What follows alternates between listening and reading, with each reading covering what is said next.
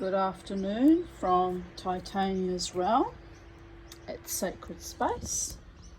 This is Sacred Space. Standing here on Aboriginal land, by the way, courtesy of the Australian government. All Australia is Aboriginal land, but some of it is owned and some of it is rented, and who knows?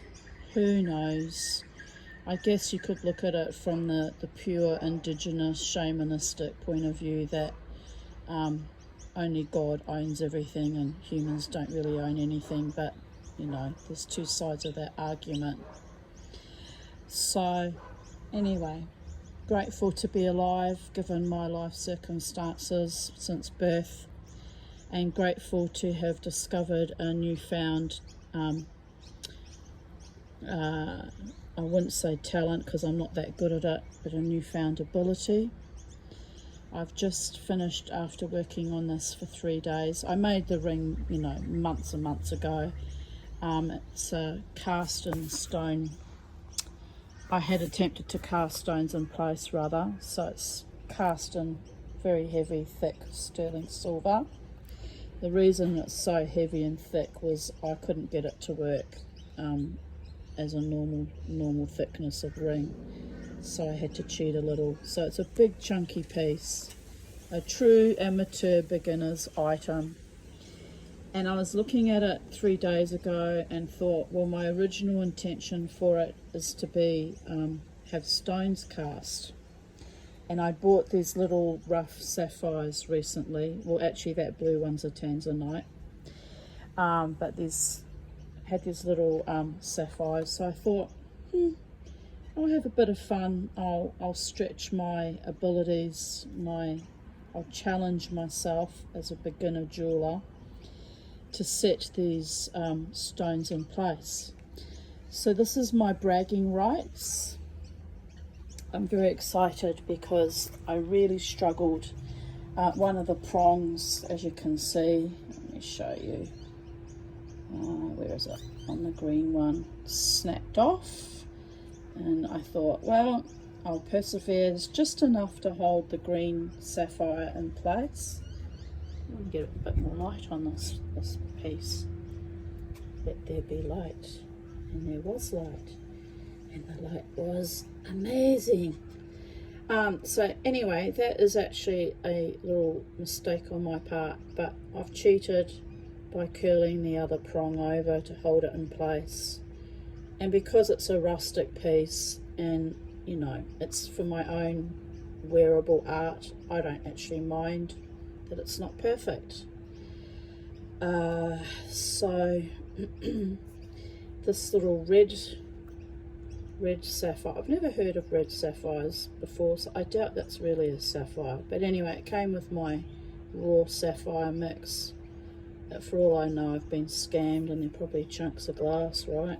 No, I think they are genuine little gems, but I don't know what the red one is. It's not a garnet, that's for sure. It might be a garnet. I guess garnet is a member of the sapphire family. Or is it? Because no, garnet's softer than sapphire. Anyhow, I don't know what I'm talking about. Clearly all the jewelers watching this will be laughing their ass off right now. But anyway, the little tanzanite set quite nicely. I'm quite pleased with that, and I really like the blue, so I'm happy with that. I had all sorts of trouble doing setting the prong. Let me have a look. Is it that prong or the other prong? Oh yes, the one that snapped off. Actually, I had to go in twice and redo it, so actually 3 times, so it eventually snapped off. So I should have just melted it, pulled it out, made a new one and gone in again, but I had spent all day on it and I thought, you know what, it's just going to exist in the snapped off state, and it works. And it took me all kinds of hell to get it to solder in, because the last time I soldered it came loose, so I didn't want to undo it and have trouble soldering it again.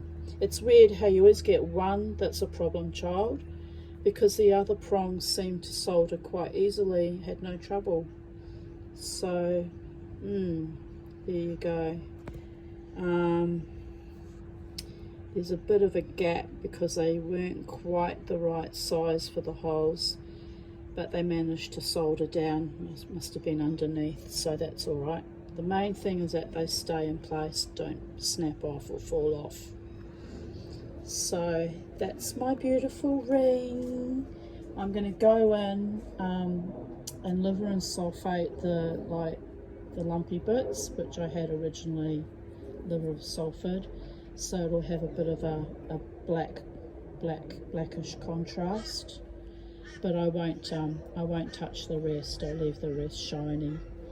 But I'm very, very thrilled with my ring, and I'm very excited. So, greetings and salutations and many blessings from the multiverses down to Malkut, the Ein Sof Or down to Malkut, that's Kabbalah people, to this earth plane, this land where I stand with my solid, stolid hobbit feet on Aboriginal land, and much gratitude for my survival to thrival and learning new skills and having fun along the way, and feeling for the first time in my life accomplished and proud of myself. Bye for now from Sacred Space, Titania's realm.